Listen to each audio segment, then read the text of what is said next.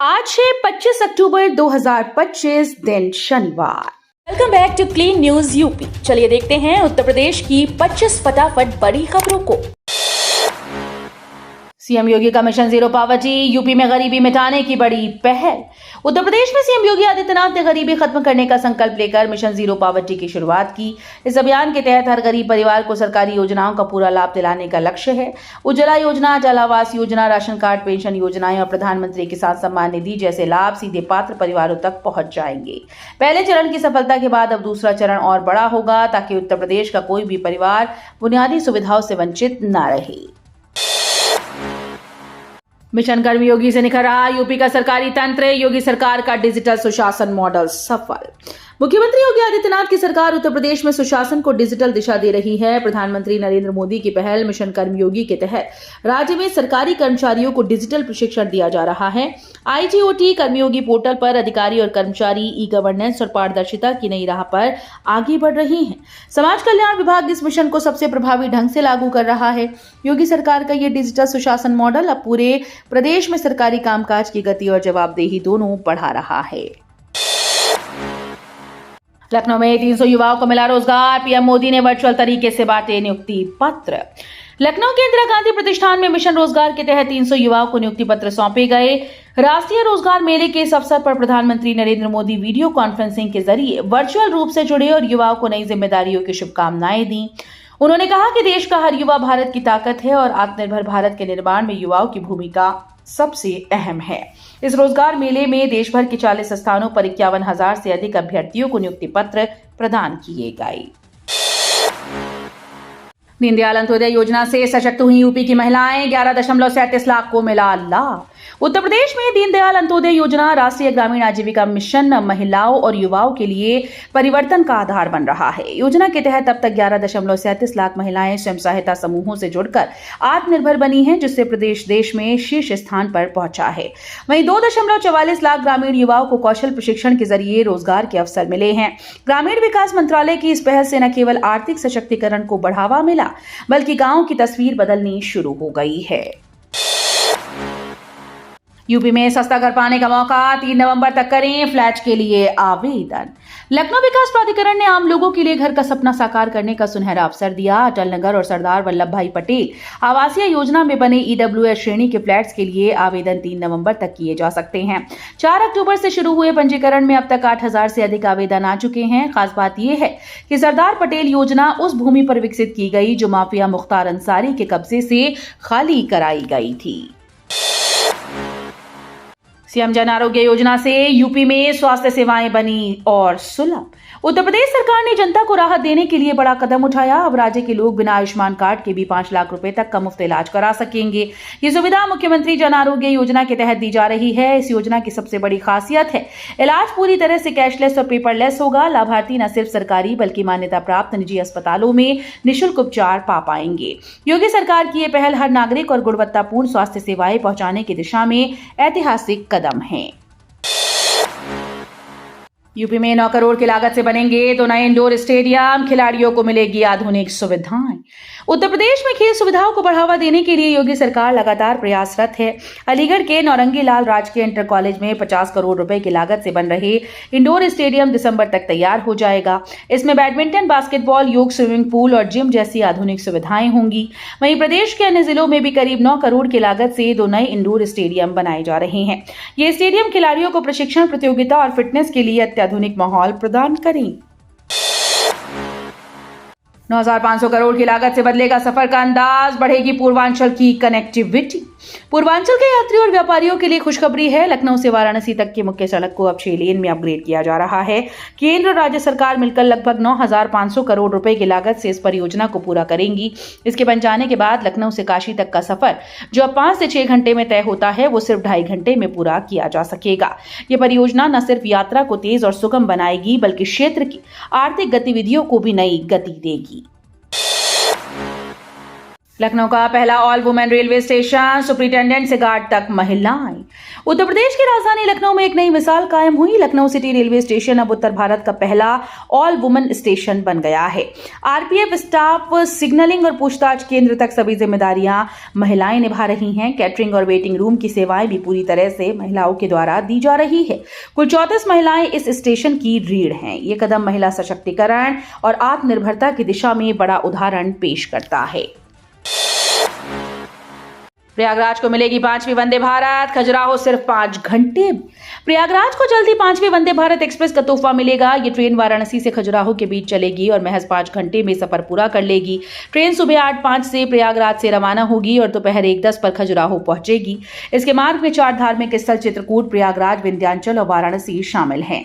Prayagraj शिवकी station पर train का ठहराव होगा। वाराणसी से ये ट्रेन सुबह 5:25 पर चलकर विंध्याचल पहुंचती है। इससे यात्रियों को तेज, आरामदायक और समय पर यात्रा का अवसर मिलेगा। दिवाली के बाद आसमान पर उड़ा हवाई किराया, मुंबई बेंगलुरु 15,000 के पार। दिवाली की छुट्टियों के बाद यात्रियों के लिए वापसी की राह आसान नहीं रही। प्रयागराज से दिल्ली, मुंबई, बेंगलुरु जैसी बड़ी जगहों के लिए ट्रेन में प्रतीक्षा सूची की समस्या है। वहीं हवाई यात्रा भी महंगी हो गई। रविवार को प्रयागराज से बेंगलुरु जाने वाली फ्लाइट का किराया 17,968 रुपए तक पहुंच गया, जबकि मुंबई के लिए भी टिकट 17,000 के पार दिखाए गए।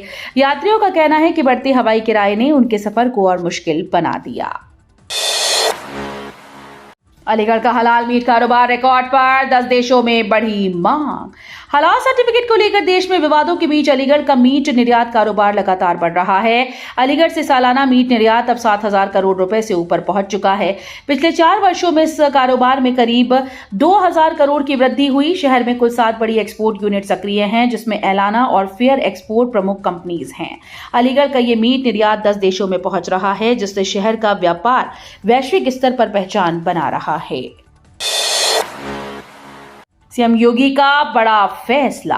सीएम योगी आदित्यनाथ ने लोक निर्माण विभाग के अधिकारियों के वित्तीय अधिकारों में 5 गुना तक वृद्धि का ऐतिहासिक निर्णय लिया। इस बदलाव से विभागीय अधिकारी अधिक स्वतंत्रता के साथ निर्णय ले पाएंगे। उच्च स्तर पर अनुमोदन की आवश्यकता घटने से निविदा अनुबंध गठन और कार्यारंभ की प्रक्रिया में तेजी आएगी। ये सुधार न केवल वित्तीय अनुशासन बनाए रखेगा, बल्कि प्रशासनिक दक्षता और पारदर्शिता को भी बढ़ावा देगा। यूपी को फार्मेसी हब बनाने पर जोर, जापानी कंपनीज के साथ बैठक। उत्तर प्रदेश में फार्मास्यूटिकल निर्माण, नवाचार, अनुसंधान को बढ़ावा देने के लिए एक महत्वपूर्ण कदम उठाया गया। इन्वेस्ट यूपी कार्यालय में जापान की कंसाई फार्मास्यूटिकल इंडस्ट्री एसोसिएशन के साथ ऑनलाइन उच्च स्तरीय बैठक आयोजित की गई। इस बैठक में यूपी और जापान की अग्रणी फार्मा कंपनीज के बीच रणनीतिक साझेदारी की संभावनाओं पर विस्तार से चर्चा हुई। उद्देश्य उत्तर प्रदेश को फार्मेसी हब बनाना और निवेश, अनुसंधान व नवाचार में वैश्विक सहयोग को बढ़ावा देना है। धर्मनिरपेक्षता पर सवाल, सुप्रीम कोर्ट ने धर्मांतरण प्रक्रिया में हस्तक्षेप को लेकर जताई चिंता। सुप्रीम कोर्ट ने उत्तर प्रदेश के धर्मांतरण विरोधी कानून पर गंभीर सवाल उठाए। जस्टिस जेबी पारदीवाला और जस्टिस मनोज मिश्रा की खंडपीठ ने कहा कि यह कानून धर्म परिवर्तन चाहने वाले व्यक्ति के लिए प्रक्रिया को कठिन बनाता है। अदालत ने सरकारी अधिकारियों की संलिप्तता और हस्तक्षेप की स्पष्ट प्रकृति पर भी चिंता जताई। हालांकि सुप्रीम कोर्ट ने यह स्पष्ट किया है कि उत्तर प्रदेश धर्मांतरण अधिनियम की संवैधानिक वैधता फिलहाल उनके विचारणीय क्षेत्र में नहीं आती। त्योहार खत्म होते ही पेट्रोल डीजल के दाम में गिरावट, कई शहरों में 100 रुपए से कम। एक सप्ताह तक चले त्योहारों के बाद तेल की कीमतों में राहत मिली। गुरुवार को भाई दूज के साथ त्योहारों का सिलसिला समाप्त होते ही पेट्रोल और डीजल के दाम कई शहरों में घट गए। उत्तर प्रदेश और बिहार के कई हिस्सों में खुदरा कीमतें अब 100 रुपए प्रति लीटर से भी कम हैं। हालांकि दिल्ली और मुंबई जैसे महानगरों में तेल की कीमतें स्थिर हैं। ग्लोबल मार्केट में कच्चे तेल की कीमतों में बढ़ोतरी के बावजूद सरकारी तेल कंपनीज ने उपभोक्ताओं के लिए राहत सुनिश्चित की। गोंडा में पंचायत चुनाव की तैयारियां तेज, घट गई ग्राम पंचायती। गोंडा जिले में पंचायत चुनाव की तैयारियां अब तेजी पकड़ रही हैं। पंचायत राज विभाग ने वार्ड से लेकर जिला पंचायत तक सभी आंकड़े अपडेट कर लिए। इसमें वर्ष 2011 की जनगणना के आधार पर जनसंख्या, वर्गवार अनुपात और हिस्सेदारी का पूरा विवरण शामिल है। तैयार रिपोर्ट अब आयोग को भेज दी गई। आयोग के निर्देश आने के बाद ही आगे की प्रक्रिया शुरू होगी। इस अपडेट के बाद ग्राम पंचायतों की संख्या घट गई, जिससे चुनाव के समीकरण और रणनीतियों में बदलाव की संभावना बढ़ गई है। पहली बार कक्षा 12 के 2300 छात्र सीख रहे कोडिंग, 28 स्कूल पंजीकृत। जिले में पहली बार कक्षा 12 के छात्र कोडिंग सीख रहे हैं। पहले चरण में 28 स्कूल पंजीकृत हुए और करीब 2300 छात्रों को प्रशिक्षण दिया जा रहा है। इस पहल का उद्देश्य छात्रों को समय रहते कंप्यूटर और डिजिटल साक्षरता से जोड़ना है। प्रशिक्षण कार्य गैर लाभकारी संस्था कोड योगी के द्वारा किया जा रहा है। आमतौर पर कक्षा 12 के छात्र गणित, विज्ञान या कॉमर्स पढ़ते हैं, लेकिन अब उन्हें अत्याधुनिक तकनीक से जोड़ने के लिए कोडिंग की पढ़ाई भी की जा रही है। किडनी मरीजों के लिए वरदान। उत्तर प्रदेश के किडनी मरीजों के लिए अच्छी खबर है। डॉक्टर राम मनोहर लोहिया आयुर्विज्ञान संस्थान के विशेषज्ञ एक टेली मॉनिटरिंग ऐप ला रहे हैं जो उच्च रक्तचाप और दवाओं में लापरवाही के कारण क्षतिग्रस्त हो रही किडनी की रक्षा करेगा। डॉक्टर अभिलाष चंद्रा के अनुसार ये ऐप करीब 2 लाख मरीजों के लिए वरदान साबित होगा। साथ ही मुरादाबाद में दिवाली के बाद सांस संबंधी बीमारियों का मामला बढ़ गया है। खांसी, सांस फूलना, गले में जलन के मरीज जिला अस्पताल और निजी चिकित्सालयों में पहुंच रहे हैं, जबकि AQI आंकड़े सुधर रही हैं। 2029 लोकसभा चुनाव में सक्रिय होने की चर्चाओं में उमा भारती, यूपी में हलचल। भाजपा की दिग्गज नेत्री और मध्य प्रदेश की पूर्व मुख्यमंत्री उमा भारती अपने राजनीतिक एकांतवास को खत्म करने की तैयारी कर रही हैं। उन्होंने खुद कहा कि वो 2029 का लोकसभा चुनाव लड़ने के लिए तैयार हैं और झांसी से चुनाव लड़ना चाहती हैं।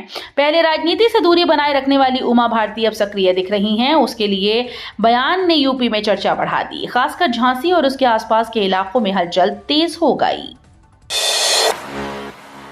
बसपा में मंडलीय व्यवस्था खत्म, जोनल सिस्टम से संगठन को मजबूत कर रही मायावती।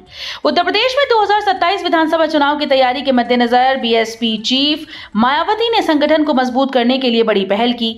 उन्होंने बसपा में मंडलीय व्यवस्था को खत्म कर जोनल व्यवस्था लागू की। प्रदेश को कुल 9 जोन में बांटा गया है, जिसमें हर 2 मंडलों पर एक जोन बनाया गया। प्रत्येक जोन में 2 प्रभारी नियुक्त किए गए, एक प्रमुख और एक सहायक। इस नई व्यवस्था से पार्टी को जमीनी स्तर पर सक्रिय और संगठित करने में मदद मिलेगी। यूपी के 1812 परिषदीय स्कूल्स के 5000 शिक्षकों की नई तैनाती, वरिष्ठता सूची बदलेगी। उत्तर प्रदेश के बेसिक शिक्षा विभाग ने 1812 परिषदीय स्कूल्स के 5000 शिक्षकों की नई तैनाती का आदेश दिया। ग्रामीण क्षेत्र के शिक्षक अब शहरी संभाग के स्कूल में समायोजित होंगे।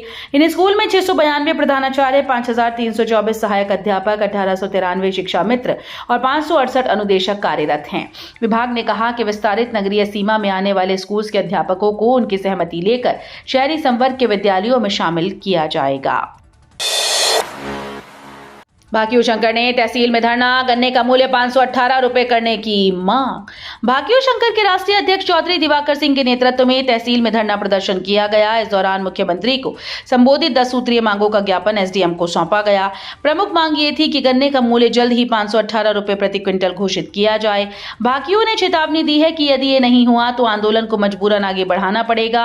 धरना प्रदर्शन की अध्यक्षता जगत सिंह और संचालन हरीश सिंह ने किया। दिवाली पर धुएं की चादर से प्रयागराज में दृश्यता कम, वायु गुणवत्ता खराब। दिवाली पर आतिशबाजी के बाद प्रयागराज के आसमान की ऊपरी सतह पर धुएं की तनी चादर छा गई। हवा की गति बेहद कम होने से ये धुंध नहीं छट रही, जिससे लोगों की परेशानी बढ़ गई। शहर का सर्वाधिक प्रदूषित क्षेत्र सिविल लाइंस है, जहां बीते 36 घंटे में PM 2.5 और PM 10 का स्तर 250 के ऊपर बना रहा। नगर निगम के लाइव सेंसर अनुसार शाम 4 बजे इस क्षेत्र का औसत वायु गुणवत्ता सूचकांक 251 दर्ज किया गया, जो बहुत खराब श्रेणी में आता है। निर्मला सीतारमण ने GST विभाग को टैक्स पेयर्स के साथ इज्जत से पेश आने का निर्देश दिया। वित्त मंत्री निर्मला सीतारमण ने केंद्रीय अप्रत्यक्ष कर और सीमा शुल्क बोर्ड को निर्देश दिए कि टैक्स पेयर्स के साथ आदर और सम्मान के साथ पेश आएं।